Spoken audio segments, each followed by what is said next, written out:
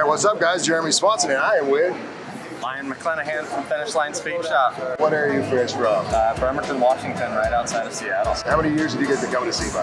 1999, I believe, was my first year. Oh, so over 20 years? Yeah. So as far as the truck this year, though, you brought something special.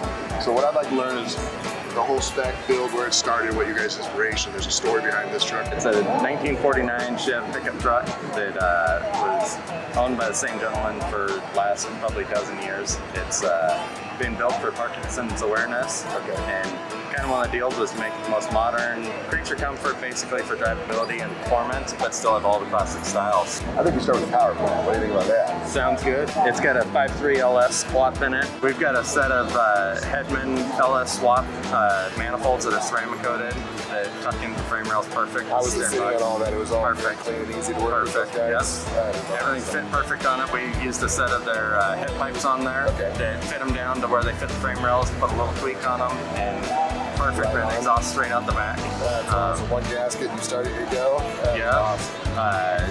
And then we just put everything together with ARP bolts, motor all the way through. Basically, from the front bumper to the back is ARP bolts on the thing. We've got improved exhaust manifolds. Then we wanted to keep it with the old school look. We wanted to keep the thing to look where it looks like a small block in it, which is why we went with the LS swap manifolds.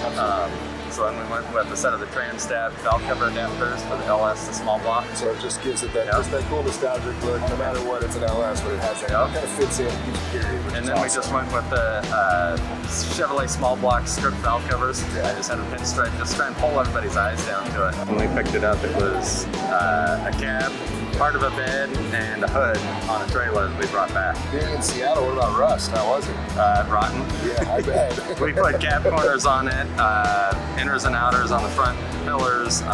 Basically, the whole bottom of the cab basically was replaced on this thing. Well, you can't tell that anything was ever wrong with this truck. It looks like it came off the showroom floor even a little better than that, because you guys have done a lot of work to this truck. Thank you. As far as the way it's sitting, the stance, this thing gets low to the ground when you want to, so everything's on air ride, correct? Yes, sir. It's on Airlift Performance 3H management system. It's got a pair of bi-air compressors on it.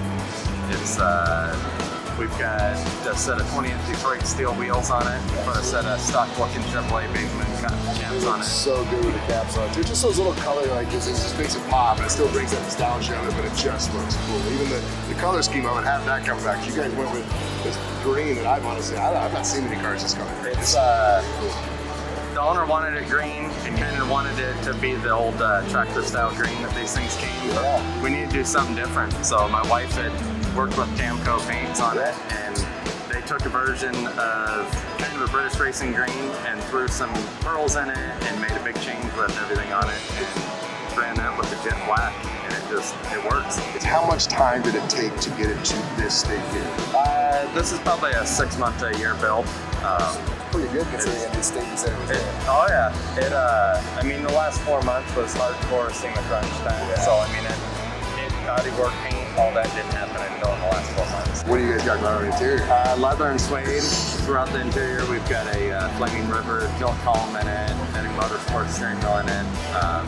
There's about a 1,000-watt kicker sound system in it. Seriously? Yeah. So you did all of it. So this hides so many goodies in it. That is so cool.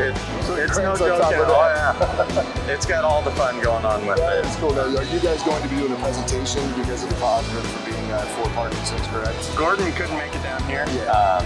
He had a little bit of turn in health. He took a bump a couple weeks ago, I think it was. So his daughter's going to come down and she's going to FaceTime with them, and they're going to see it both for the first time over FaceTime. When is that going on? Is that going on today? It's going on today. Later today. We want to be here for that moment. That is so cool. Other than that, we appreciate you just kind of going into the build, the positive, everything about this truck. It's really cool, man. Congratulations on the build.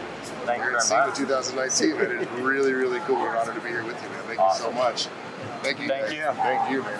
Great.